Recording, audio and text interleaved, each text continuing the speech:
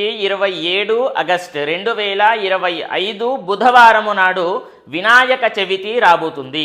ఆ రోజున పూజా టైమింగ్స్ ఏంటి, పూజ ఎప్పుడు చేయాలి, పూజా విధానం ఏంటి, అదేవిధంగా నియమ నిష్ఠాలు ఎలా పాటించాలి అని చెప్పేసి చాలామంది కూడా అడగడం జరుగుతుంది.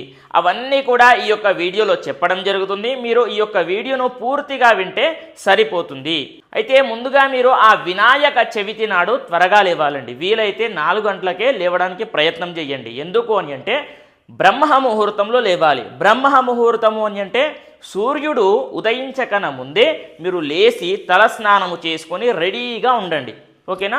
అలా రెడీగా ఉన్న తర్వాత సూర్య భగవంతుణ్ణి మనస్ఫూర్తిగా నమస్కారం చేసుకోండి. మరి ఇల్లంతా కూడా శుద్ధి చేసుకోవాలి. ఇల్లు కన్నా ముందు గడప శుద్ధి చేయాలి. ఎందుకు అని అంటే గడపలో ఎవరుంటారు? గణపతియే ఉంటాడు. కాబట్టి గణపతిని ముందుగా శుద్ధి చెయ్యండి, అలంకరణ చెయ్యండి. మామిడి